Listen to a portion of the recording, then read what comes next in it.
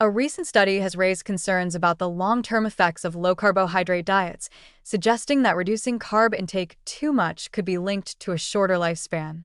The research, led by cardiologist Professor Dr. Scott D. Solomon from Brigham and Women's Hospital in Boston, analyzed dietary data from over 15,000 individuals and found that both very low and very high carbohydrate consumption were associated with increased mortality risk. In contrast, a moderate intake, about 50% of daily energy from carbohydrates, was linked to the lowest mortality rates. This finding challenges the growing popularity of low-carb diets, often promoted for weight loss and metabolic health benefits. The study, part of the Atherosclerosis Risk in Communities (ARIC) project, suggests a U-shaped relationship between carbohydrate intake and lifespan.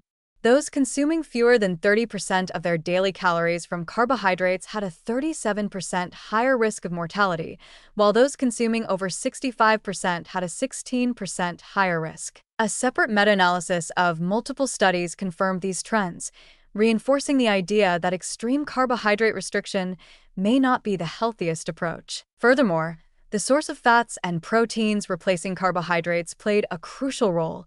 Participants who relied on animal-based proteins and fats showed a higher mortality risk, whereas those who consumed plant-based alternatives had a lower risk. One of the most alarming conclusions from the study is that a low-carb diet could reduce life expectancy by an estimated 4 years.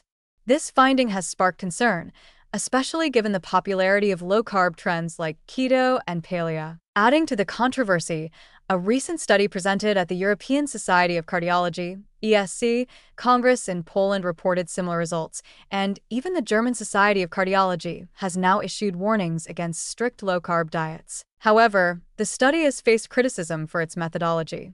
The definition of low-carb used in the research included participants who obtained 37% of their energy from carbohydrates, a level considered high by true low-carb standards.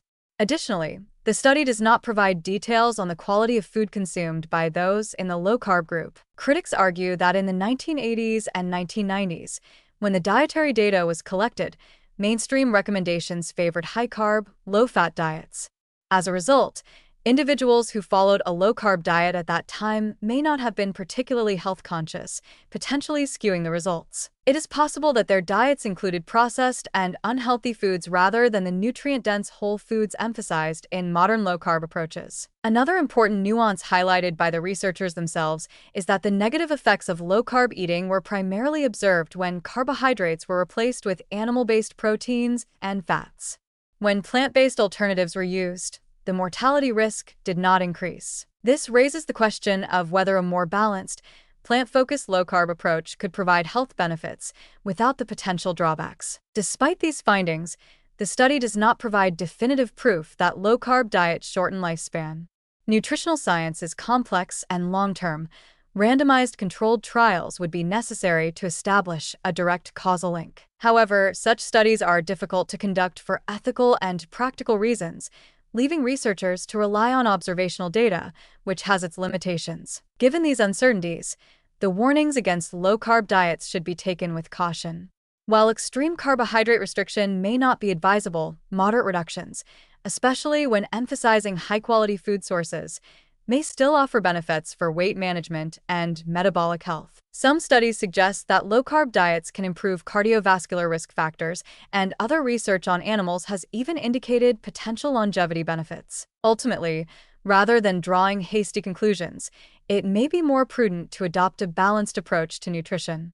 Moderation appears to be key, as diets that are too restrictive, whether high-carb or low-carb, may not support optimal health in the long run. Until more conclusive evidence emerges, individuals considering low-carb diets should focus on nutrient-dense foods and avoid highly processed options. While the debate over carbohydrates and longevity continues, the safest approach may be one that prioritizes both dietary quality and flexibility.